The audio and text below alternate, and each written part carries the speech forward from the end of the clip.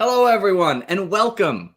I finally accomplished the GGK buddy read. It only took 2 years, and I've assembled a crack team of analysts to help dive into this book, who I'm now going to let them introduce themselves, and they can say their channel, where you can find them, their previous experience with GGK, and if they knew anything about the history of Tang Dynasty China. Pick an order arbitrarily. Hillary, you're first because you're next to me on the stream. Hi, everybody. I'm Bookborn from the channel Bookborn. We talk about fantasy and sci-fi like everybody here. We're all doing the same thing. And Under Heaven is the first GGK I have ever read. I have wanted to read GGK for a while. Finally, Jake pulled me in with Under Heaven. So here we are. Yeah, I've been wanting to for a while because everyone loves him. And I was going to start with Tigana? Tigana Tigana is correct. Great. That sounds right. And then I was like, well, okay, if everyone's reading this, I'll read this too. That's it. All right, Sarah, what about you? How are what's your intro? I'm normally not the host for these. I keep getting invited to them. Right, you're very prepared, very casual. So my name's Sarah. I'm from the channel Sarah Reads. I will in fact make a booktube video at some point in the future. It's been many months, but Jake asked me if I would come and join this buddy read, and I was very excited. This is my second book by GGK. I read Tigana when Jake, not last year. Was it last year or the year before? I have no idea. I don't know. I don't One remember. Of I those think it was years. 2021, honestly. Was it? Kyle knows. See, Kyle keeps track of my reading better than I do. He actually has told me today when I read several books. He keeps better. I track it as to whether or not I had a channel yet. I'm like, I think you read Tigana before I had a channel, so that's usually how it goes. Okay, so it's a binary track. How you keep track. So I read Tigana. This is my second Guy Gabriel K book, and I'm excited to talk about it. Josh, welcome. Hey, thanks, Jake. Thanks for having me. Josh, my channel is Red Fury Books. I read a little bit of everything, but mostly fantasy. This was my second GGK book. I read Lines of Al Rasan, but since I read this one, I also read Song for Our Bond last month, and I'm about 200 pages into my fourth one, River of Stars. So I'm not nearly where Jake and Kyle are, but I'm certainly on the path. Close to Kyle. You're creeping up on me. Well, I'm loving the ride. I'm looking forward to talking about this one. Kyle, that leaves you. All right. I'm read by Kyle. I'm theoretically a YouTuber. Guy Gabriel K has become one of my favorite authors recently. I first read Tigana, and I called it the best 4-star book I ever read. And since then, everything else I've read by GGK has been much better. So I amended that statement. We don't talk about the Summer Tree, which is I was just going to say, except I DNF the Summer Tree because it's not very good. But I've read Lines of Al Rasan, which is incredible. And then I've read the Sarantine Mosaic, which are some of my favorite books of all time. And then I just read Brightness Long Ago last month, which is also phenomenal. And then now I'm here to talk about Under Heaven, which, by the way, I have the hardcover edition of this book, but I really like this paperback because I'm basic and I like swords on covers. So that's Jake good. and I had a whole conversation because, first of all, I was 15 minutes early, like you're supposed to be for a live. So just want to call that out for everybody. I'm just kidding. I was here though, and we talked about the different covers. Jake, hold up your cover, and I was like, his cover is so much more accurate. I love that to cover. what the book is about, because this is, like I said in our group chat, this is a horse girl book for adults. And so I feel like the sword doesn't give the same vibes, personally. I just want to say, because there's somebody in the chat defending Finnavar, I got like... No, you just froze, unfortunately. I was gonna say, is that my internet or Kyle? Kyle, you're going to have to repeat that because you did just freeze in the middle of that. Okay. I don't like Simon Vance as a narrator that much. He puts me to sleep. So I DNF'd Summer Tree because of it. So I'm going to try it physically again in the future. One day in the future. One day. And I guess I should probably say who I am in case someone's joining, like, because they're like, oh, I like Bookborn. Let's click this video that she's in or something. Hi, I'm Jake. I also do the videos about the fantasy and more sci-fi than in the past, but it's still like 80% fantasy. I have read every Guy Gabriel K book except his poetry collection, which I own now. Thanks, Evie. And I reread Under Heaven for this and have also reread Al Rasan, Tigana, Arbonne, Sarantine, and Brightness. Also, I'm gonna go for the final topic. Did anyone going into this know anything about Tang Dynasty China? I know at least one person did, but I'm curious about the other three. Okay, Kyle, we'll skip to you.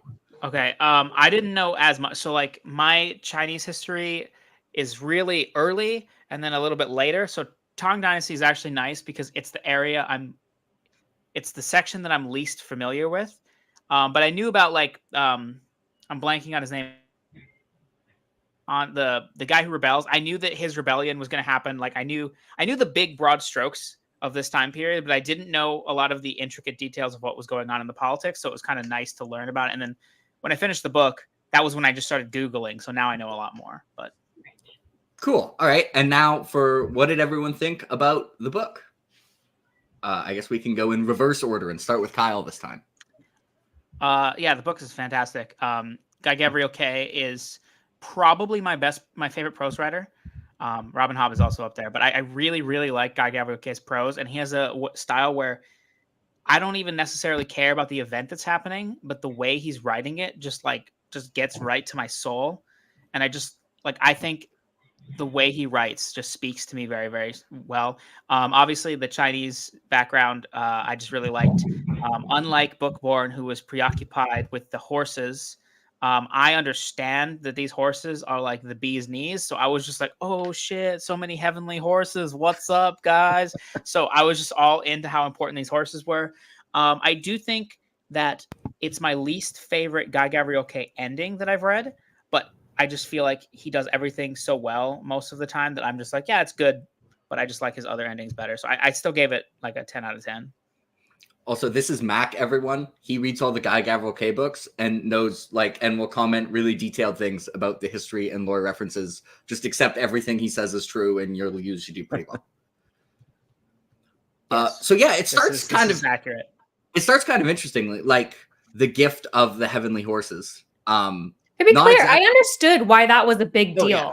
It's just so absurdly funny. Like you have to admit, like it's absurd to be gifted 250 horses. Like I was trying to Google what that would look like. Like what does 250 horses look like in like that? It's such a big number for like a gift of horses. Like it's not that I didn't understand why it was significant. It's just you have to admit it's so funny. I love every time he tells someone, they're like, oh yeah, you got some heavenly horses. Wow. And he's like, yeah, I got 250 of them. And they're just like, funny. What the hell? No, you didn't. That's not true. And he's like, no, yeah, I did. They're held here. And if you kill me, by the way, we don't get them. So please, no murder. Yeah, you're right. It's funny. It makes me laugh every time. And he does the same thing, like in the book, there's like the scene where he tells people how much and the people are shocked like 3 times. And it's funny every time. Yeah. It never fails.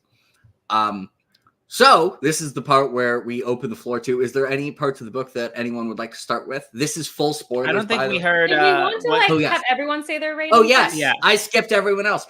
Josh, what's up? That matters. It's just me. Jake, you need to change your name to rookie host here. I love the book. I have 3 books in, or 3 1/3 books in. I really connect with this author. What I've liked most in all of them, but especially in this one, is I had absolutely no idea where the story was going.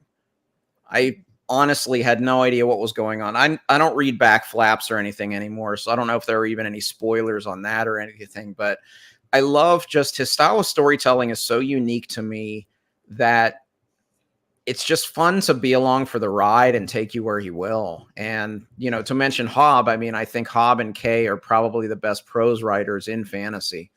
I just hang on every word that he writes. I love how he often will just very innocuously throw a curveball in there that you don't see coming. And if you're not paying attention, it would be really easy to miss it, because I kind of missed one and had to go back. And I love that you have to kind of hang on his every word. This isn't an author that you can even skim for like 10 seconds because you might miss something. But it's not dense either. It's just highly readable. I love the way he uses the language. And this one, I liked the setting. I struggled a little bit with names. This is one that I actually kept track of names, maybe because the surname flip in Asian cultures, it's a lot harder for me to remember that. And that threw me off a little bit. But I mean, no complaints. I mean, I gave this 5 stars easy, and I enjoyed it quite a bit. Fantastic. Yes, I agree with things Josh said, and that leaves Sarah. What did you think of One Book Under Heaven? I also loved it. I also gave it 5 stars. It is also one of my favorite books that I've read this year. And I agree with basically all the things that have already been said. So I do think that Guy Gabriel Kay has some of the nicest prose in fantasy, which is funny because one of my very first booktube videos ever was about prose and fantasy. And so many people commented and were like, where's Guy Gabriel Kay? I was like, I haven't read him yet. I'm sorry. But now if I had to redo that video, he would definitely be on there.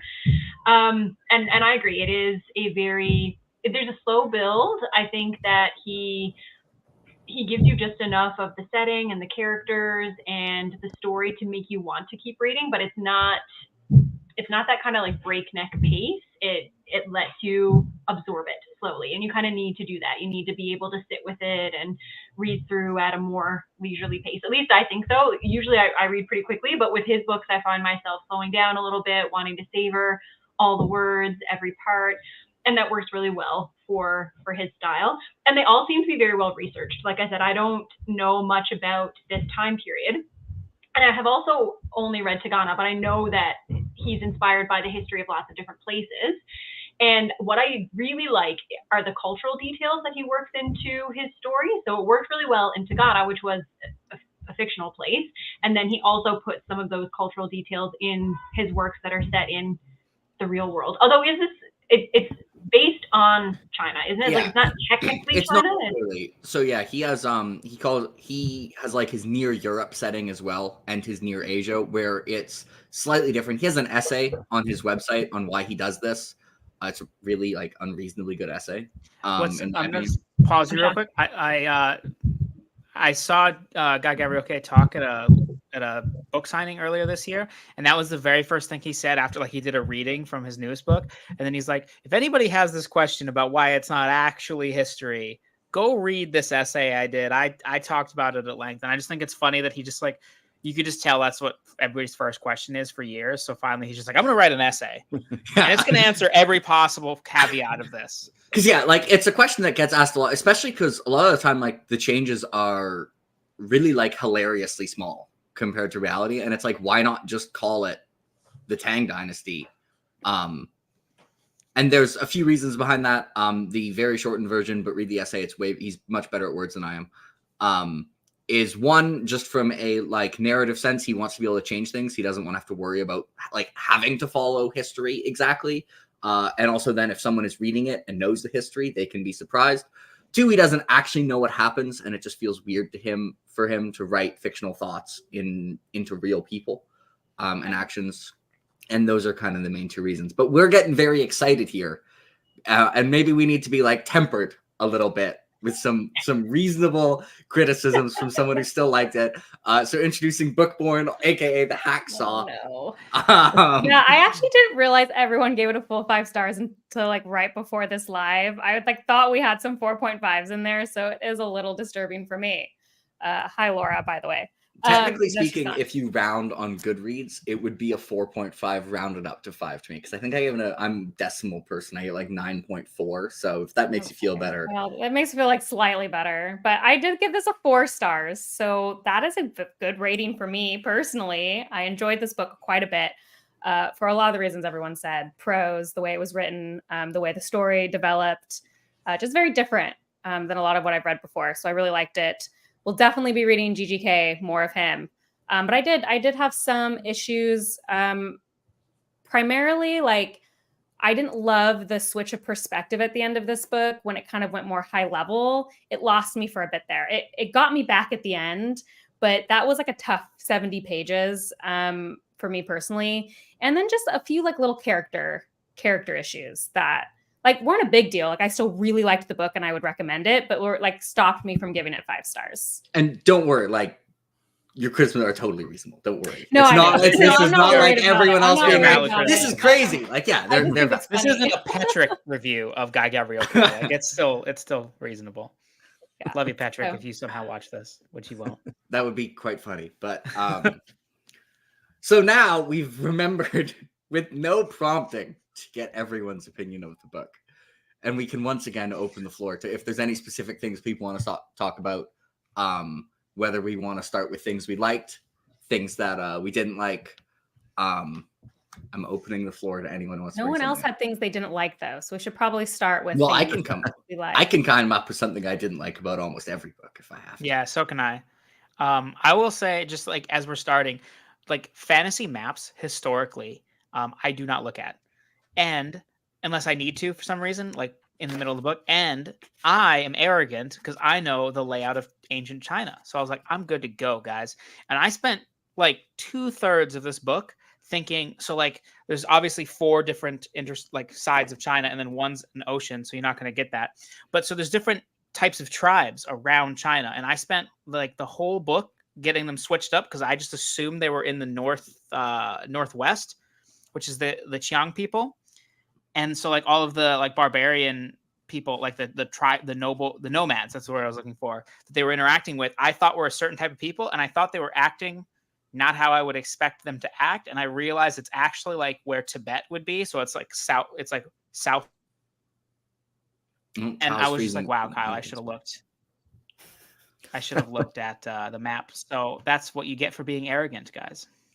Pride comes, before the fall. I should have just looked at the map, and then I would have just forgotten all the details of the map and had the same thing happen. But I fortunately didn't have any of the knowledge enough to be like, this doesn't make sense. So just rolled with it and was like, oh, this is cool.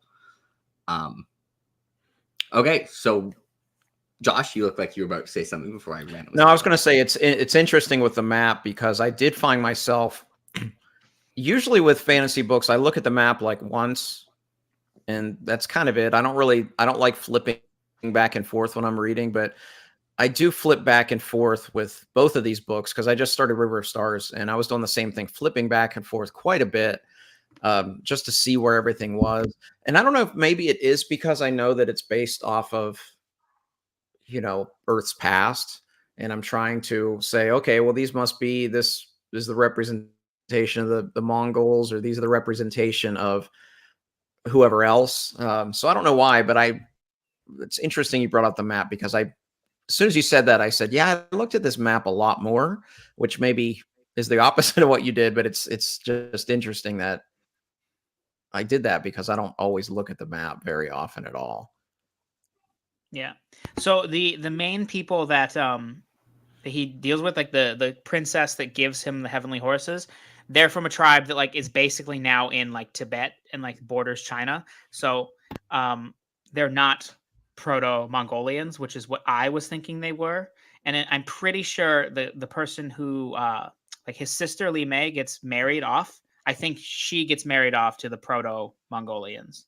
And that was just confusing the heck out of me because I didn't look at a map. So I'm pretty sure some Proto-Mongolians may appear in a future book set in this world. Yes. I know a lot more about the time period that one's set in. So I'm gonna, because chronological order is fun. There was 2 things that were mentioned upon, but in the general things of the book, one was Bookborn mentioning that like when it zoomed out to history, and another was like the curveballs. So we're gonna go to one of my favorite ones, which is there's a big battle at the end of this book that lasts a grand total of a page, and it's I think my favorite like curveball, like oh crap, that's not what I was expecting in this book, which is where it just starts off with like a discussion of like what could be factors that like cause people to win a battle. And it's like, usually people agree it's numbers, but like all these factors. And then it suddenly just switches to most historians agree, like this is why that side lost that battle. And I was just like, wait, what? Hold up. We're doing this. Was that the section like for the history that was like starting to lose you, or was it a little bit after that? So, I mean, if you're going to skip a battle, nothing makes me happier. So to be clear, I loved that because I hate reading battles. So like that was such a wonderful moment for me. I was like, thank you for not making me read through that. It's interesting. It's not like I disliked the bird's eye view because like what you're just saying was a really good thing. And I liked when they kept saying like having this thing of, well, what happened versus what historians say, and do we ever really get to know what actually happened and how many factors there are? Like conceptually, I actually quite liked it. I thought it was done well. It's just to have this book where I'm so in the characters' thoughts, and then near the end for 70 pages, I'm no longer in their thoughts. I just had like a disconnect. So it's not that it wasn't done well or that he didn't do some really cool things, because I think he did. Like what you just said was a very cool scene. It's just I felt so disconnected from the narrative because I think I was so connected to the characters. Like I really liked Ty, so I wanted to be in his head while these things were happening. And so it's not that it was bad, it's just like I preferred the connection more, if that makes sense. So like as a comparison, if like the Wall of Storms came first and you were like super invested in everybody and then you went to a style of Grace of Kings, then you'd be like, why are we just like, I want to zoom in more. Yeah, and I really liked Grace of Kings, but like you said, because that was first, maybe that's why like it worked more for me. Yeah. Jake, has Guy Gavriel written a full-on battle scene? Because I didn't expect there to be a battle scene. Yeah, so he's got I mean, you've read there. I would say there's battle in the end of Tigana that you read. Okay, yeah, sure. Yeah, you're right. Okay. A Song for a Bone has a battle. Yeah. Okay. I just expected there to not be a battle. Like I don't know. I was just like, oh, they're gonna somehow be like, and then it was done. Like I don't know. Like I just expected it to not really be a battle scene because like he just doesn't really do that, which is nice because it's more about how the battles and wars affect the people and the world than just like actually just like hacking and slashing, which I've come to appreciate more with time. So Sarah, I love it. Yeah. Yeah. I'm sorry to interrupt. I love the battle being kind of off the page. I mean, I loved it in Lions. It was like such a refreshing, almost like plot twist, like when it just tells you what happened. And maybe because he started as, Silmarillion and all of that, Tolkien didn't give a lot of description of his battles. Maybe that's kind of his model. I don't know, but I like it a lot. Sarah, where do you sit on Operation Skip the Battle, go to historical analysis, why this side lost? No, I liked it, and I liked it, I think, for the same reason that Hillary did not like it. So I also felt really connected to the characters, and I thought it was a clever way for Guy Gavriel to give us the information that we needed, because clearly Ty had been involved in the politics that built to this moment and this rebellion and what followed, but he wasn't really a part of the battle or a part of the fallout because we're following his very intimate story. So I think we needed the details, but we also needed to see that there are lives and people who live out this collection of experiences outside of major historical events. And so Ty's life still goes on. There are still things that affect him. There are still things that are going to impact him outside of the battles that happen and outside of that like very, I guess, broad collection of events.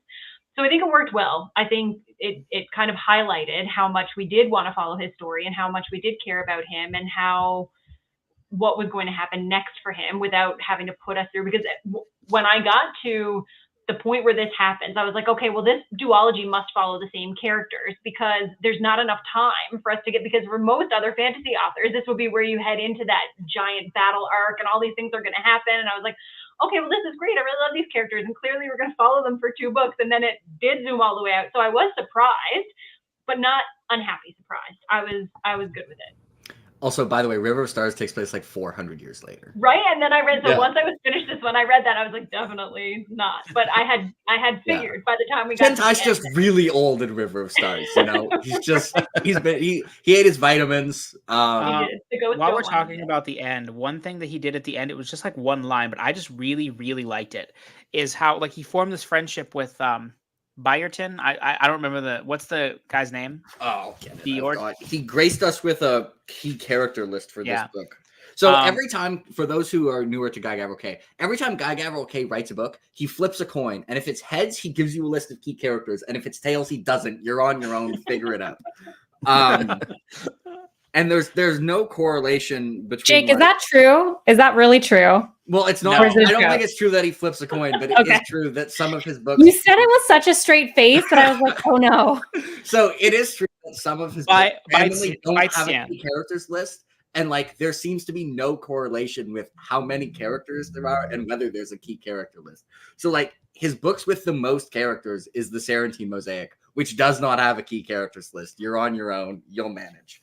That's because the characters are so memorable, you're just going to know who they are. Anyway, the guy I was talking about was Bystand. Yeah, I just got Bystand. Yeah, I really like Bystand. And I really like him, and I liked how they developed their friendship throughout the book. Like, I think that was the best relationship in the book. At least the one that affected me the most, because they just these two guys that came to respect each other across a different culture over something that's just like pretty understandable, of like, this guy is doing something that is very sacred and is helping these souls rest. But at the very end, how they just come back together and they're burying him, and then he's just like, and one day only one of them showed up, and then he continued for a few more winters, and then eventually there was nobody coming. But he doesn't tell us like who died first, and like, I just like that so much more. I can't even explain why I like it more. Like, we just don't know, but we just have the idea that like they just formed this bond, and even after death, the other one, whoever it may be, just continued this mission. I just loved it. I fact, love love that that. too. And on that same vein, I love that Spring Rain's letter never makes it. I think there was a lot of open ends in the ending in a good way, like not in the way that it's unsatisfying, but just in the way of like, this is life and you don't always get to know and what happens. And so it was very satisfying. I really loved that part too. And in fact, that final page being really good is the origin of this buddy read, because one day I randomly read the last page of like a bunch of series and standalones, and this was like one of my favorites, and I was like, man, I should reread Under Heaven. And then I was like, I wonder if I could recruit other people to reread Under Heaven.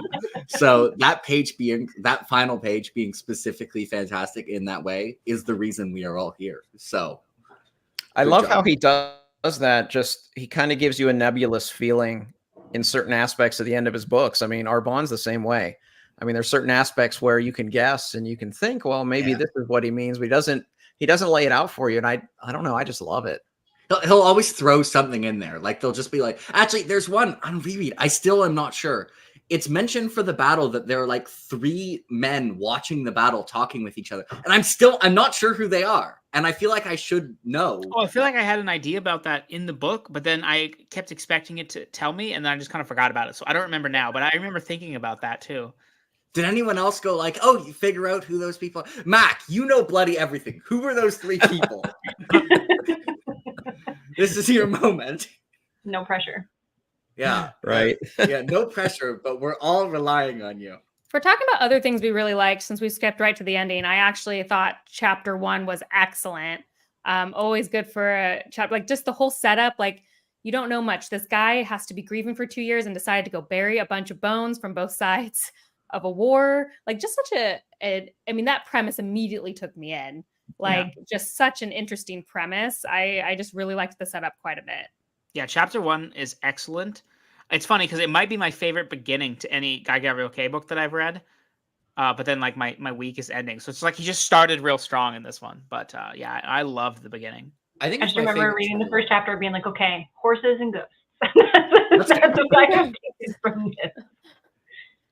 Yeah, chapter 1, I forget, I'd heard that it involved like someone going back to like the area of like a battle and burying all the bones to like I'd heard that before, and I was like, oh, and I'd already read a couple Guy Gavriel Kay books, and I was like, oh, that sounds really good.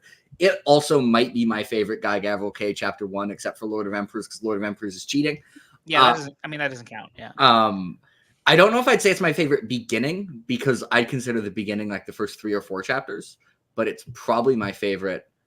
I really like chapter 1 and 2. I mean, I like the beginning. I think there's probably 1 or 2. Chapter 2 is excellent because I did not expect his friend to get killed. Like, that whole thing was just super. What was shocking. that? Come on, Kay.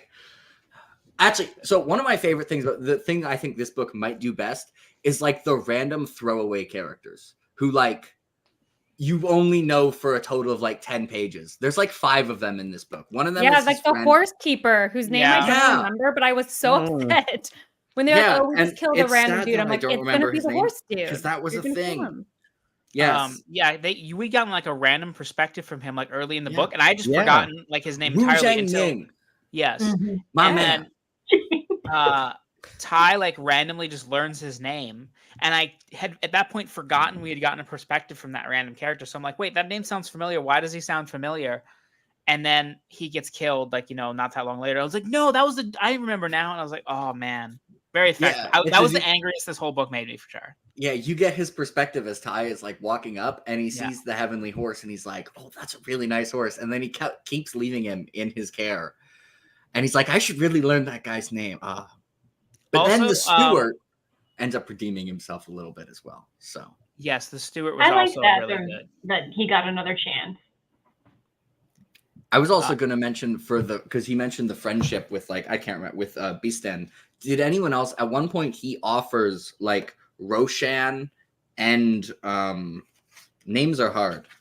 Wei Zhao? And Wen Jiang, he offers like all 250 heavenly horses if they can get his sister To get back. his I'm like, no, you have to offer 247. You owe that guy 3. Right? Stop offering all 250. What are you doing? Anyone else, or was that just No, me? I definitely clocked that. I was like, Yeah. are you gonna be like, they'll say yes, and you'll be like, actually, except for 247 actually.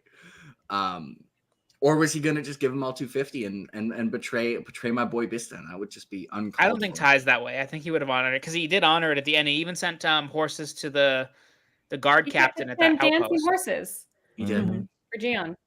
Yeah, He did. He went full Oprah. You get a heavenly horse. And I you like get- that part. Except it worked on me. It was full Oprah and it worked on me. I was like, oh, he saved the 10 dancing horses. Oh, good. He did. That was good. Yeah. So we've kind of started at the end and the beginning. So now we're going to slowly work our way towards the middle. Yeah. Work our way to the middle. Before we move on, I just want to if you want to highlight Mac's comment. This line really affected me when I read it, and Okay. I was like, oh, this is the kind of stuff I'm talking about. Like, I've heard similar sentiments written 1,000 times, but just the way he wrote it in the context, it just was like beautiful. And I was like, man, this guy has a way with words. He's good at words. This is the type of elite commentary you're all here for. I hope you're really enjoying this. What do you put at one point on the chat? You just said book good. Yeah. Like, yep, that's yep. Like, right, good. That's what my channel is here for. This kind of in-depth analysis. His Discord comments are like, this book is good, but then he does 55-minute where to start Guy Gabriel K books. And he's like, if you ever went into Walmart at 2 a.m., Tagana is where you should start. But if you go to Target on a Tuesday at 2 p.m., you should read Song for Our Bond. And I'm like, thank you for your specificity. My comments are shorter on reread, okay? I think. The first time I was reacting more what's going on, but on reread, especially it was traditional, my Lord of Emperors reread. I just people were rereading it in a Discord and I forget which. And just every time I read a chapter, I just wrote Chapter 6 of Lord of Emperors is incredible. And I just write Chapter 7 of Lord of Emperors. So that's the tradition now. I know we're not talking about Lord of Emperors, but that book is hard to react to because you're just in pain the whole time. And you're just like, hey, there's some good this stuff. This is too good. Yeah. I think my only comments were horses and ghosts. And then at chapter 25 or something, I was like, holy shit. I think that was my first comment, I think, in the Discord about the book was this book is really weird. But I mean that in a complimentary way. I think that was my first comment. I was just like, "This is." Poor Josh couldn't react to anything. I don't read. I don't read the backs of anything. I don't read the flaps. I literally had zero idea what this book was about. It's called Under Heaven. There's a sword. That was my full knowledge. So to be guy bearing ghosts and then 250 heavenly horses, it was just not what I was expecting. What is this? I have a criticism.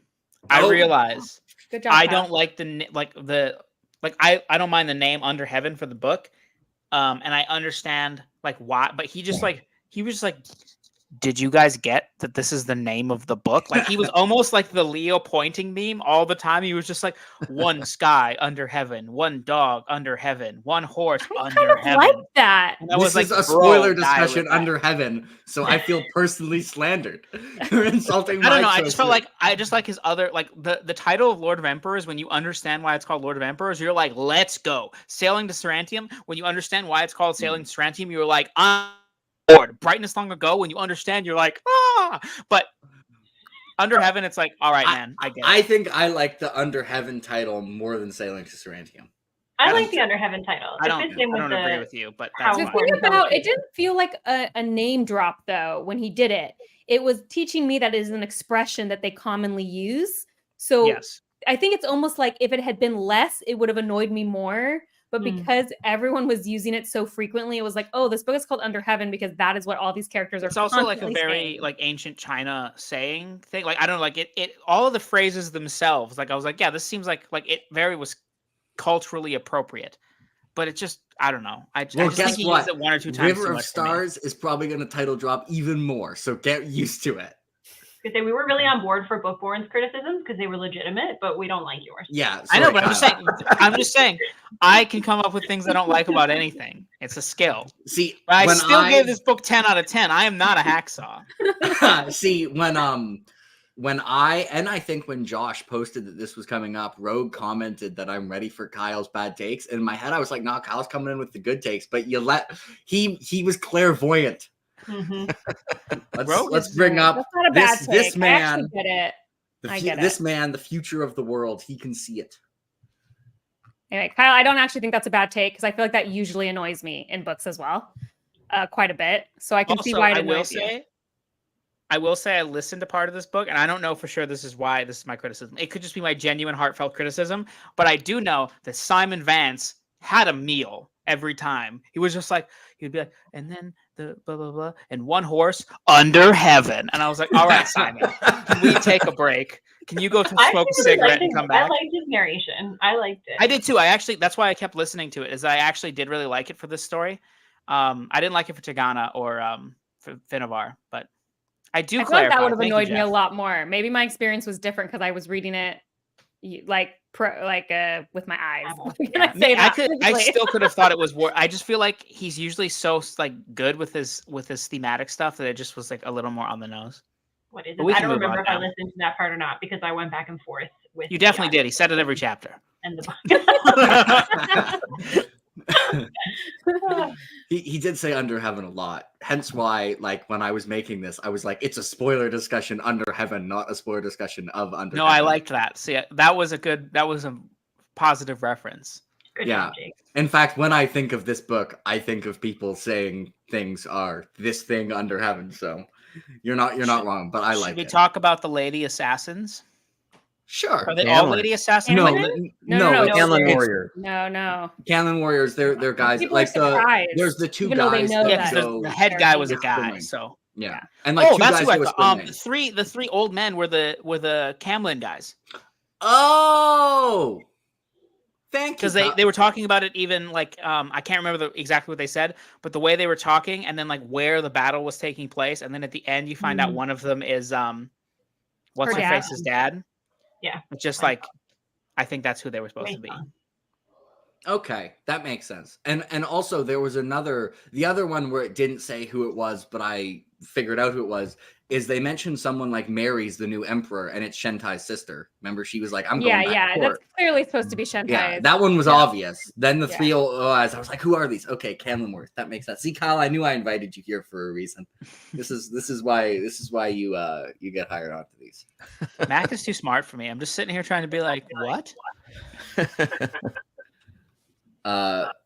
Yeah, just Mac is, so all of you watching can be like, Mac has the actual in-depth analysis, so we can get away with just being like, them words.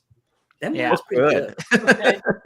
Mac is the Davis. Criticism out here. Oh no, wait, we're talking about the Warriors first. I forgot. Yeah, I think it ties into your criticism. I really like them too. I like them a lot. They were not my criticism. I like that, not necessarily that they're badass, but just like every side trusts them. Like they've clearly built this reputation like over all the years. And also, I have a question for Mac because I could not find any information on this. Is this based on a real order? This seems like something that was invented for the book.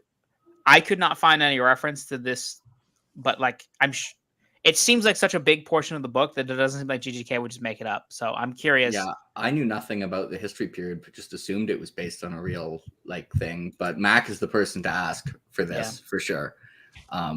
So Bookborn can say her criticism while Mac answers this question. Oh, the Shaolin. Oh, yes, I do know about. Okay, yeah, that, and even it's kind of sounds similar. I feel dumb now. Yeah, okay. It's okay. Happens to all of us. I'm gonna go look them up. That sounds like something I want to read. Shaolin Warriors. I knew that. Is the mountain based on a real mountain? Stone Drum Mountain. Yeah, they had a monk. They were monks. They were Kung Fu Buddhists. I actually knew about them. I just forgot that they were a thing because there's like cartoons about them and stuff. What cartoons were you watching during it? Cartoons with monks that fought. Okay. All right. So, Bookborn, lay it on us. Why does this suck? I'm kidding. Why did it lose a star anyway? I mean, I have a few different ones. Because I was trying to talk about, because at first this was something I said to Kyle. I was like, it sounds weird. I was saying like the characters are flat, but they're not flat. And Kyle said what I really should have said, which is like they're kind of larger than life characters, because I do really like them all, but they aren't. They're more mythical in a way, because they're all like very talented, very good at what they do, very benevolent all the time. So it's not necessarily these characters are like regular flawed individuals. Like they're kind of more like archetypes of characters. They're That's not a like, criticism. Yeah, they're definitely not like Joe Schmo. That's, if anything, if there's one thing Kay could do to become my favorite author over Robin Hobb, it's write more idiots as protagonists. Well, it's like Ty, for example. Ty's like always the most benevolent, pretty much. Like I know they say he has anger issues, but like you don't really see it. It works great. Like I love Ty. That is not a criticism. But because of the way that it's written, that's like an important thing for me to say when I say these other things about the characters.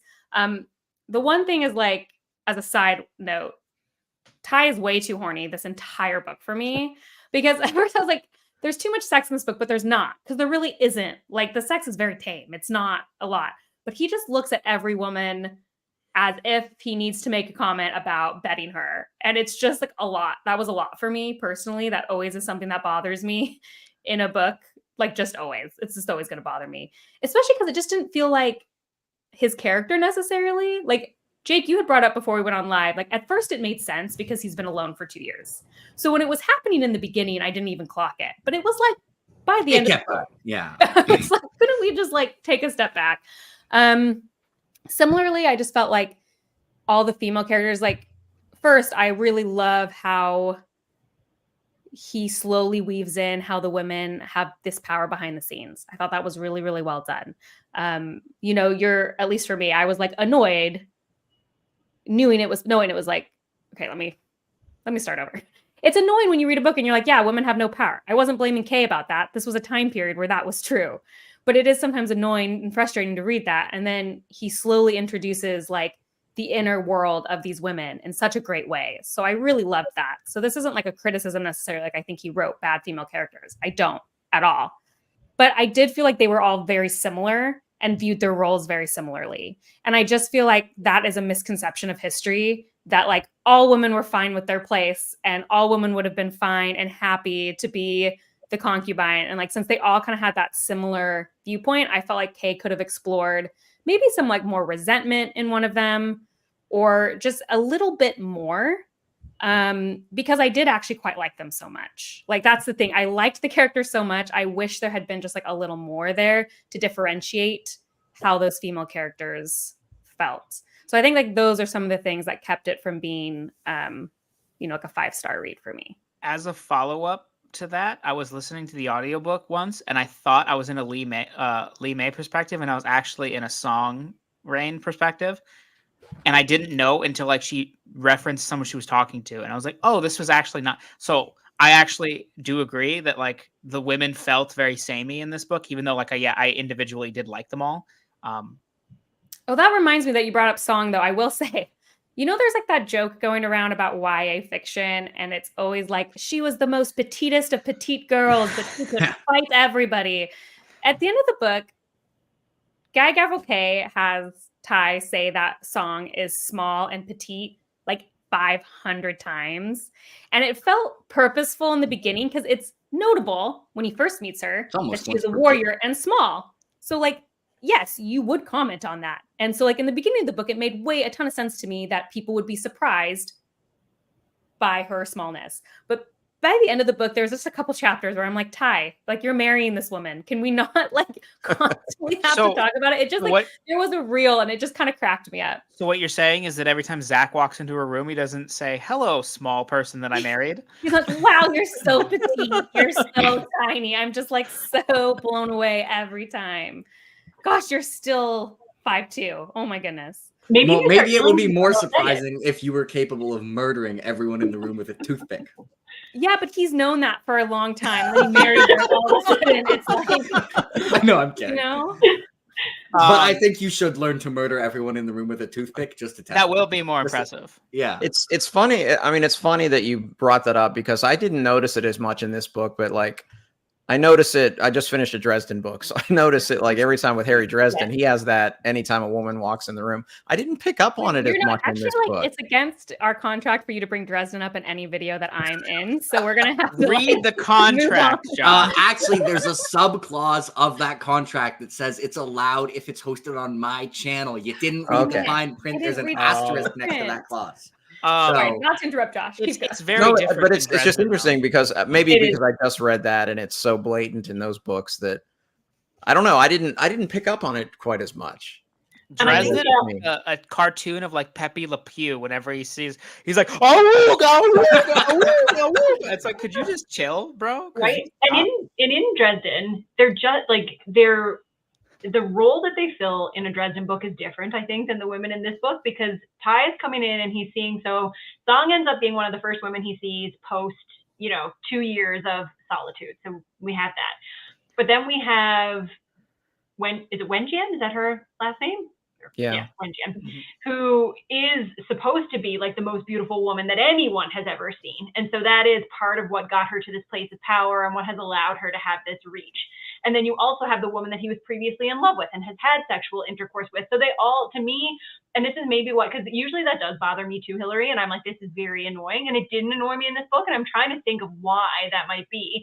And I think it's just because him viewing them in terms of their attractiveness, at least when he initially meets them, is something that made sense in the context in which he met them and the role that they serve in society. Like, not necessarily even in the book, because I don't think, again, like you said, I don't think that Guy Gabriel Kay set out to sexualize women, or that he has this really odd perspective on women, or has tried to make them not important or relevant or have any agency. I think it's just that in keeping with the time and the way to gain power and gather power and hold power, it makes sense that they use their sexuality in certain ways. And so maybe that's why it didn't irritate me as much, because this is something that happens in Dresden, like Josh said, all the time, and it infuriates me. I'm like, why does this need to happen? And people will make the same comments and say, people are allowed to think, and I'm like, yes, but also no. Yeah, and I mean, I agree with you, Sarah. I think that's why, because normally I just wouldn't want to read an author that I thought was doing that. So I felt like it was appropriate in the book. It still just rubbed me, and I think it was actually the scene that bugged me the most was the one Wenjian. Wait, who was the consort? Yeah, consort. Yeah. Because it was just like, she's touching your calf, dude. Like, it just felt like a lot for me, like Ty's thoughts, being in the same room. And I know so many people are gonna be like, well, that's just how men think all the time. It's like, look, I have a lot of male friends and they're not that gross all the time. They're really not. So it just felt a little over the top, but you're right. It's also a different situation and time period. So there's reasoning for it, which is why it didn't overly bother me. It just kind of got on my nerves. I totally understand that. And I think what kind of brought some of that into perspective for me too is it's so hard for us in this time period, being the people that we are, to conceptualize what meeting the emperor and the emperor's consort would have meant to someone like Ty. The scene where the emperor comes in and he just falls to his knees and can't even talk. I was like, this is an excellent chapter, and also really hits home the social discrepancy between him and the people that he is interacting with right now. Also, just how mad, he was on his high horse of anger, and he was like, I don't care about he specifically in the text calls out that he doesn't care about propriety because it's the first minister, and he's like, I know I'm in the right, he tried to have me killed, and then the emperor shows up and he's like, nope, I am scum, I am. And it's just wow, this is a really big deal for him to be. That was a neat scene. Yeah, writing was so good because it made me feel how Ty would feel. Like you said, Sarah, I can't ever imagine feeling that way about anyone, but his writing made me feel what it meant. That holy was crap, this is the emperor. Right? Think about meeting the leader of your country. I'm assuming that everybody here would be respectful and that you would, treat that occasion with appropriate behavior, but it would not be like that. It is not. I would indeed not be falling upon the floor to be like, Justin Trudeau, I'm not worthy. I'm going to say there's some presidents, but I'm not sure. Yeah, anyway. I'm over here in the U.S., so. That's what I was going to say. As soon as I said that, I was like, maybe not for Hillary. So this is This is actually something Kay has talked about in some of his interviews about Under Heaven, and one of the challenges he found for writing the characters is that it was a very like formal time period in terms of like how people thought, and he was writing it for an audience that is not nearly as formal. And it was it's one of the things he's talked about on like trying to get right and convey and not making it just feel like, why is anyone doing this? But also he's not gonna like not write them. One of the things he I think cares about a lot is writing people like thinking as if they are in that time period, and he's not gonna like not write them formal because Can you that would send just me be that different. at some point? Because that's I really want to hear him talk about that, because I was actually going to say Bookborn kind of went into like the him thinking about sex too much, so we talked about that. But before that, her thing was that everybody felt flat, but then she realized actually it's just know that they're larger than life. And I think the reason that felt so like okay to me in this book is that exactly that is that I know how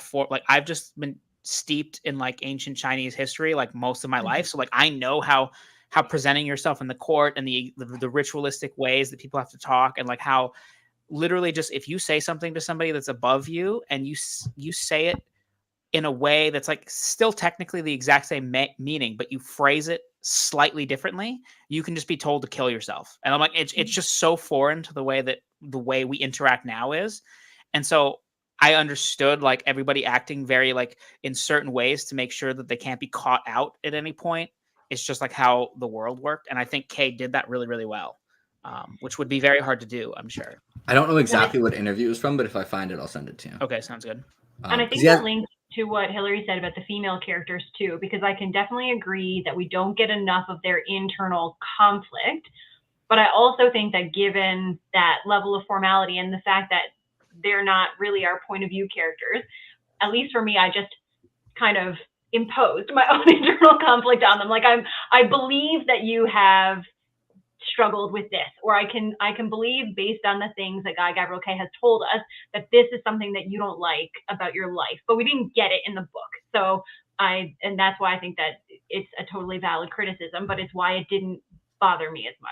In fairness, like, you really only get Ty's inner turmoil. Like, you really don't get any other characters. I don't even think it's directly like a female male thing in the book. It's really only like Ty and everyone else. I think it was just like I noticed at the end that like particularly Precious Consort and Spring Rain felt very similar as characters to me. I just wish there had been like a slightly more different tone there. Whereas I do feel like his sister felt different.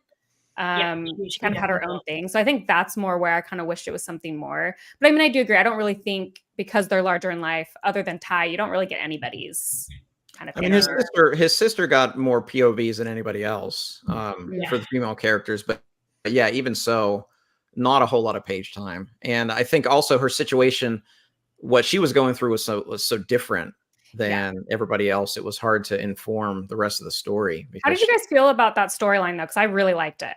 I did as well. And I actually really like the kind of parallel of there are two main actions that kind of have defined Ty's life. One is that he ended up getting discharged for the like army, and the other is this big like thing that everyone sees as honorable that he did for burying the ghost. And the honorable thing is the thing that's getting him in trouble. And his action that ended up getting him discharged is the thing that's actually saving his, like, helping his sister. Yeah. And I really like, I'm not super cynical. A lot of, like, I think fantasy authors are really cynical. And I like seeing mercy come back and being beneficial in ways that the person isn't even aware of. Because I think that probably happens in life where you do good things and you never see the positive impact of those good things, but that impact still happens. And I just really love that aspect of this book. And I also love that was a surprise for me because it felt like maybe he should have killed that guy and he let some great evil. Like, I thought that was going to be some great evil he had let upon the earth. And instead it's this person that he actually saved from becoming a great evil and, you know, saves his sister. I really just liked the whole thing from beginning to end. I also really liked the ending again, where it's like we learn what happens with him, but like you kind of have to connect the dots. And I think most people would connect those in by any means, but like he doesn't come out and say, here's how this guy's story wrapped up. You just hear that, and up there a wolf attacked a guy. It was really sus, but we're gonna move on because it's not important. And then we're like, but it is important. Is it Important to us. dumb though that I really wanted him to get a heavenly horse because Ty was out here promising everyone 250 heavenly horses to bring his sister back? I was like, doesn't he get one? Right? No, that's not dumb. You're right. He deserved the heavenly horse. He did. He did. Also, he did. I think the hardest character to write, like if I was to just guess, I mean, obviously protagonists are always really hard, but as like supporting cast, I bet Guy Gavriel Kay had a lot of trouble balancing the brother because the brother is a very, very complicated character to understand all of the layers of his motivation. And like, I think we probably all agree he was like a scumbag, right? Like, does anybody not agree that he's a scumbag? I think he was definitely motivated by this need to succeed and be and get that importance for his family. Yeah. I think by the end of the story, GGK had convinced me that maybe he wasn't a scumbag. He's not the kind of person that I would like, and I certainly prefer Ty. But I think that I didn't dislike him as much. Scumbag is at the the end wrong of his term, I life. suppose. I just mean like I perceived him fairly negatively for most of the novel, but like his motivations are very complex, and the Yes. way he has to present himself within the context of this culture and dynasty, and like he has to use his sister as his bargaining chip to elevate like the whole family, and then he's part of the first minister's staff. The first minister's trying to kill his brother, which is like, you know, a disgrace. It's a very hard character to get right, and I think like GGK nailed it. I think it was balanced very well. I mean, I just thought of him as, I mean, initially I just thought he was one of the big bads, but then I just saw him really as just a very selfish character that really just wanted his own further advancement of his career and everything else be damned. So Don't Yeah, get I me didn't wrong. I view just him as liked him selfish.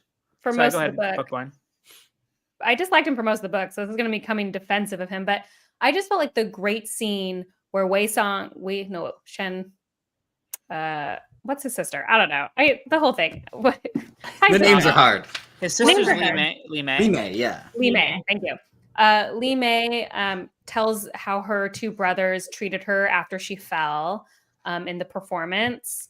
And another one of my favorite scenes. Oh, yeah. The flashback dance scene was really great because Was excellent. I think we expected the oldest brother to have this rude thing, but the advice he gave her actually wasn't bad advice. This advice to don't let them think that anything happened, like in his own way, was advice that I think was meaningful. But Ty gave the love, and that's always what you're going to want and you know, get connected to.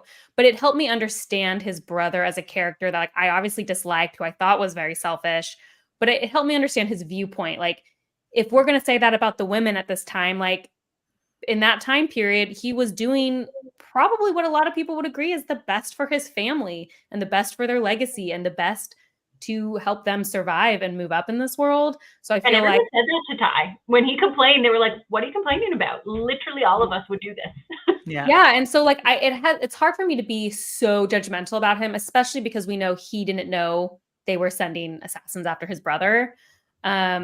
Once you find that out, like it's hard for me to judge him too harshly, even though I obviously highly disagree with what he did. Yeah, I mean, you can think about legacy. I mean, like Kyle, I think back like when we were talking about Taipan, how in China they're thinking generations down the road rather than that's what I was just, thinking. That's what I was going to say is that like I didn't view him as selfish because to me selfishness is stuff you're doing like for yourself, right? Selfishness.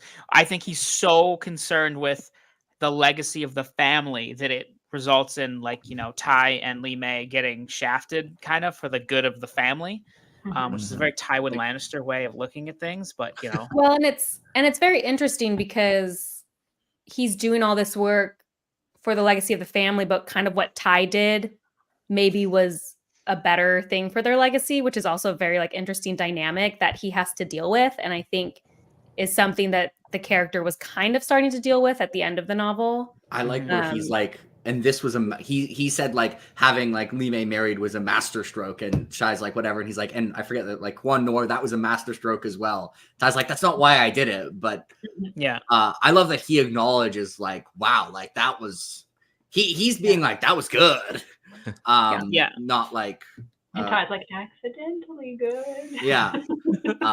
So I like there's kind of two steps to being not a crap person. Basically, step one, figure out what's right and wrong. Step two, do the thing that's right, even when it's hard. most people fail at step 2. It's step 2 that's the hard part, but he kind of failed at step 1. Like, I think if he thought it was the right thing to do to not send Li Mei out to get married, he would do that even if it inconvenienced him. But he was just like, no, this is the right thing to do. Like, it advances the family. It's we're connected to royalty. Like, this is just obvious. And nobody in his life was telling him it was the wrong thing. Yeah. Do you know what I mean? Like, there was no one there because Ty was gone. Everyone was like, good job, bud. Like, Yeah. well, they wouldn't say bud because they're formal. They did excellent work. A+. They do say A+ though. Definitely. To just finish my thought, because I was going to say is that at the beginning, like he's presented as this bad guy, and you have all of these, scenes where Ty's wondering about his brother, and his brother, when he talks to him, is just kind of shitty towards him. And then they have a poet duel, which, whoa, I got to come back to that. And then, but the very end, he's like, no, I will die here. And like, you kind of realize like he actually is looking out for his family, just in a way that doesn't jive with the way Ty views the world. So he's actually not that bad of a guy, but it's very hard on the face of it. He's looking out for the entity of the family, not the people who make up the family. He's like the annoying people who are like, oh, I care about like the company I work for. I care for the company, but treats the employees like crap. Yeah. Yeah, and I think it's also, again, like if we're going to bring in historical relevance to every other character, Ty is way more aligned with a modern sensibility of thinking. And so we're going to connect to him more because our modern sensibilities. But once again, I just think the brother is very a product of that time period. Yeah, it's a thing that basically everyone does when they do historical things. They're just like, but our main character is going to be so modern. And I'm like, okay, I get why, but it's kind of weird. In some way, I think like there's some ways that Ty thinks that. Sure, but he is the most progressive. Yeah, he's for sure. Like, I mean, that's the same. Like I'm thinking like the Saxon stories by Bernard Cornwell. Like Uhtred is still a savage if he just like sat down and had a debate about 2023 issues. But for everybody else in the book, he is very enlightened. And I'm like, Bernard Cornwell had to do that because you're following this guy. You want him to be likable. So like authors just do that. I like how in this case the enlightened is just like marrying your sister off to be the 7th wife of royalty of like people who live in the steppe is bad. But it's not just that. It's like he was so selfless. Like I said, like Ty verges on almost like, I hate to use this word because it's so overused, but he almost verges on Mary Sue in his the way that he is so benevolent for so many things. It's a pleasure to read and it works great for the story. So it's not a criticism, but I do think like it's overall, he has a lot of benevolence comparatively to other characters. Yeah, I think that's true. Can I talk about poetry? The real Mary Sue, the real most benevolent character is Pen Quinn, labeled in the character as a beggar in the street. Who was the crippled former steward. You can talk about the poetry battle, Kyle. Yes. Okay. I just want to talk about poetry in general, which is that it's really humbling to me to be a person who's like, gone to school. I've talked to smart people my whole life. I like to think I have at least a couple brain cells that work, just a couple. And I really, I try to engage them in meaningful stimulation and read a lot of books. And I like to think of myself as literate. And then I look at a poem and I'm like, I am just a pile of ooze with no brain cells. Like none of the poetry in this book did anything for me. This is not a criticism of the book. It's probably great poetry. This has nothing to do with the book and everything to do with me. I tried. I really did. Every single poem in this book, I read like 4 times. And I was like, means absolutely nothing to me. Great. And then like you had the poet being like, that was a great poem. And I'm like, I'll just trust you, Seema. I'm not there, like at all. I did think kind of that stylistically it lines up with poetry that I have read that has been translated, obviously, because it's in English, but it does line up with what poetry from that era. Absolutely, they were excellent. Sound like and like that Seema Yan, I think is what his name is. He's based on Li Bai, who is a very well-known poet from the time. Yeah, like the full moon falling through the sky one. Feels very much like ancient Chinese poetry. Like I've seen tons of it. It's excellent. So I think for the I'm powerless to amend a broken world, that was the only poem. Like normally I'm like, yeah, whatever poetry. That was the only. I think it was the scene like surrounding the poetry. That was the one where one of my favorite scenes of the book is where Ty is like, I had a knife, like I could have killed Roshan, like I could have done that. And it was that poem where it's like full moon falling through the sky, blah, blah, blah. I'm powerless to amend a broken world. The reason that feels like a translated real poem is that it is, and I don't think it's a K original poem. I think that's an actual poem from history. The others I think are K inventions. Anyway, I'm usually the same as you, Kyle. I don't get poetry. I try. I didn't get it either. I've gotten poetry in my life. Like there's some poetry I like. Yeah, there are some, but all the poetry in this is meant nothing to me. But the poem I like the best is the one you just together. said. Hey, didn't write maybe. Crimson sky. I am tired. And then he just walks. He's done. I'm like, great. What did that mean? I have no idea. I want to know what the poem was that he made that made the consort so angry. The poet, like he couldn't come up with it. He didn't know himself. Oh, is that what it was? That he didn't. No, I have no idea. I just no. You have to write it yourself. It's interesting though with this author because I feel the same way. The poems were over my head most of the time, but in A Song for Our Bond, I connected with those songs deeply. It's very interesting. Same author that, like, one book they worked for me, and one book they didn't. There's a song in River of Stars that actually, like, normally I'm like, whatever, songs, poems, they're for other people to enjoy. There's a song in River of Stars that I actually like distinctly really like. So you can. Yeah, I was gonna say I'm not generally a hater of that in fantasy because I am a diehard defender of the Tolkien songs and poems that everyone is always like they're so boring, and I'm like, what are you talking about? They say so much about this world. But anyway, that's besides the point. I like Samwise Gamgee's song about the fireworks. I'm not against it. I like that the book is slightly shorter if you skip all of the songs, which makes me finish it faster. Oh boy. Because that's what you need to do is finish books faster. You have such an issue with it. Right? Yeah. You just don't finish. I can cut 2 or 3 pages of Lord of the Rings. It's fine. Every time I see there's a couple really good Lord of the wrap-up Rings from one. Kyle, it's mostly a meme. I'm just always like, man, slow. Can't read enough books. Only read 37 this month. Hey, what is Get it together. Hillary, I think you're about to say something and I cut you off. The song thing. I don't remember, to be sorry. honest. So I was just going to agree. I'm glad that I was feeling stupid that maybe you guys were all loving the poems. So I do feel a little bit of relief that it wasn't just me. Yeah, poetry goes over my head about 98% of the time. All right, there's a scene I want to talk about, and it's the one I mentioned before. Where Ty realizes he could have killed Roshan, and then it gets back later with like the history one, where I love this section of this little page of the book. It's one of my favorite pages of the book, where there's like this entire thing about like, many historians argue that you can't actually know what would have happened if you went the other way. And like, there's all this. And it's like, that being said, they agree with the death toll from the war, which is like 40 million. And you're like, ugh. So should Ty have killed Roshan? No, because everything in that moment would like, there's no way for him to have known that would happen. He could suspect that, like, it seems like these are setting up, a civil war. But also he was like in Rashon's power and like was at his mercy and he was going to let him go. And so I feel like even if you recognize that he's a bad dude in that moment, and I even feel like a little bit in this culture, like you now owe him a debt. Like a debt might not be the right terminology, but like he could have easily had Ty killed and not blink twice, but he chose not to do that, which is him being magnanimous. And so for Ty to then turn around and kill him is decidedly not magnanimous, which is, so I feel like just the inner workings of the characters. I don't think that they would do that in that situation. But yeah, killing him would have been neat because he was clearly a bad dude. Does anyone think he should have killed him? Because I agree with everything Kyle said.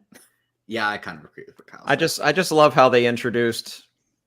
He just kind of throws out, and that's how the Only Rebellion started. It was just like this flippant little thing, and it was, this starring, by the way, starring moment. Who just very innocuous, just throws out, and then the Only Rebellion starts, and 40 million are dead, and all that. And then also when it got to the rebellion and they were like, okay, but they have this good setup. It's like, oh crap, something's going to go wrong because 40 million people die and 40 million people aren't going to die in one battle. And then the status quo is restored. And then, there's chaos and I I do have to leave soon, but before I leave, there was one thing that Jake was saying on Discord that I wanted to open up for discussion with everybody, which is, Jake, correct me if I'm wrong, you didn't really realize the possibility, or at least deeply consider the possibility, that the princess had given the horses intentionally to cause I chaos just until you forgot about reread. it. Oh, I think okay. I just kind of forgot. But yeah, like definitely like at first when I read it like on the reread, for some reason like I took it at face value, like the royalty is it's royalty being flippant. Like I took Ty's explanation for it. And then when I see Wen Jiang like deliberately use the expectation of her like being flippant and like I don't know, I guess she uses the almost the expectation of shallowness to manipulate events like in her way. Like she uses the fact that like the people are just going to be like, oh, it's the precious consort, whatever. She's just here. So she can be like, oh, yeah, silly me, and manipulate events. And then I was like, oh, yeah, this person's doing the same thing with the horses. Duh. Yeah, I don't think there was a moment at all. What do you say? Go ahead, Bookborn. Oh, I was gonna say, I think you're supposed to, but like that was my reading journey too, Jake. So I think it's like intentional. Like you're supposed to be like, oh, this princess has no idea what she's doing. She's just an idiot, some young thing who's just like, oh, whatever. And then as you get deeper into the story, you're like, oh, nope, that's not what that was, most likely. So yeah, I don't know what it says about me, but literally from the moment it tells you in chapter 1, I was like, oh, this is a political move. Like there was never a doubt in my mind. And then as the book went on, I was just like, yeah, of course. And then just everybody's reaction just kept reacting. They're like, what? 250? This is absurd. Why would she be so absurd? I'm like, she's being absurd because the emperor has to respond to this in a certain way or else. So I don't know if it's just because I knew how the court would probably receive that, or if it's just like I'm suspicious. So it's also just like immediately. It didn't like immediately occur to me that like, oh, now the emperor has to give him something more valuable than 250 horses until the book told me that. Were you like, as soon as he got the horses, were you like, oh, now the emperor has to give him like, I expected him to become a lord or something like I was like, he now has to be honored in a certain way. I didn't know if it necessarily would be monetary gifts, but even just titles. I actually probably expected a title more than anything, where it's be like, oh, you brought us these horses. You are now like grand governor of this province or something like that. Because yeah, exactly what the book tells you. He has to respond to that as being more generous than the savages, right? Like he has to be more enlightened. So also, I really like Wen Jiang and how she like uses the expectation of being like frivolous to manipulate everyone. She might be my favorite character in this book, even though she's kind of similar to Spring Rain. No, I liked her character a lot. I wanted to see a little bit more of her actually. And I was the thing that confused me though is how she adopted An Li. I mean, that was just apparently that was a real thing. Really? Yeah. I mean, that whole thing, like, I just kept. Yeah, it was weird. Every time they mentioned that, I just kind of tilted my head, like, how does that, you know? Yeah. Just that thing was so weird. I knew it must have been real. Yeah, like no one would come up with that. Right. That's clearly real because it's so strange. Yeah. Who would come up with that? Yeah. I read this book and then I watched Blue Eye Samurai, which I understand is a different country and based on like a totally different set of circumstances. But there's really similar. So prostitutes play a big role in Blue Eye Samurai as well. And there are very similar things that happen. And I'm like, man, this must have happened way more often than I expected to happen. Like just that the dynamic between him and between Roshan and the consort, not specifically the adoption part, but just like the allegations that they made about like their sexual dynamic and what he enjoyed. And that like that comes up not infrequently in Blue Eye Samurai. And I'm like, this must be a thing that I just usually I hear a lot of weird stuff at work, but this is not a weird thing that I hear that often, but it must be more common than I knew. And we haven't talked about Wenzu, so let's all talk about how crappy Wenzu is and how we think he sucks. Who would like to say he sucks? He sucks more than Roshan. Oh yeah, to me sure. within the context of the story, not like in terms of like in terms of like repercussions of their actions. But yeah, no, he was the worst. And sucks for like it was never his. It's not the fact that he needed to keep his position or his plotting. It's his cowardice that's the worst, right? Like that's what leads him. His jealousy and his cowardice leads him to make all of the worst decisions because the stuff that he does to Tai is purely motivated by jealousy because of his prior relationship with Rain, and then what happens in the war is just because he's scared. Whereas everybody else is ready to lay down their lives and end their lives if they need to. Men, women, everybody. But he is like, Under no. heaven. Right? Under heaven. They are all prepared under heaven to die. But it is his cowardice that gets all of those people killed. So the real question is, should Ty have killed him? And the real answer to that is yes. That would have Yes. solved Absolutely. Also, Does anyone else okay. have the roller I feel coaster. like it was arrogance too. It was like what I kept thinking with him, like, or pride. Like he just Pride. had to be the biggest and the best Mhm. and the most worshipped, and he couldn't stand the thought of somebody thinking of somebody else in any situation, which was ugh. Yeah, it was Yeah. definitely pride driven by his insecurities because Spring Rain had been with Ty, and I think he's worse than Only as a character. Yeah. At least I hated him more. I Honestly, did he was too. just more interesting to me, like as a person. He was an interesting character, so I didn't have like a lot of energy to hate him, even though he did terrible things. He did terrible things, and he had some legitimate grievances. They do treat his people like lesser beings. Mhm. They do. Mhm. They did bring him into court, and he is aware of how they think of him and how they treat him, and they are all so arrogant that they do not even suspect for 1 second that he might be smart enough to know that they're treating him like crap. So I don't think what happened is justified, but I can understand his motivation. I gotta get going, guys. Just real briefly, this book is awesome. You guys are awesome. The part where the soldiers revolt was excellent, and then like they have to all like negotiate who gets killed during that moment and stuff. You guys can talk about that Yeah, when I that was leave. interesting. Yeah. And then other than that, I don't think Bookborn, are you joining us for River of Stars? No. You guys Just got me to read one buddy read. Like that is a Yeah. miracle. I did this just for Jake. Like this is like I was like, I I'm need so to buddy read appreciative. something with Jake. All right. Thank you. Well, I'll see the rest of you for River of Stars. Bye, everybody. Goodbye, Kyle. Hey, Kyle. See you around. I have to leave soon as well, as you guys know. But I was kind of curious what everyone felt about each character's ending. Like just I mean, there are a lot of characters. well, not each. Let's talk about like our main characters, like the primary characters we've been talking a lot about. I'm just curious how you felt about all their endings. So I guess My we start with- favorite was Spring Rain. Yeah. Yeah, That was really good. that was my favorite. It was just so, I thought it was just so beautifully done, and it felt so real, and it wasn't the typical, the ribbon on top of the bow or whatever. It wasn't just the neat. It just felt real, and yeah, hers was my favorite. Making I'm the so best glad. of It was my what they favorite gave too. her.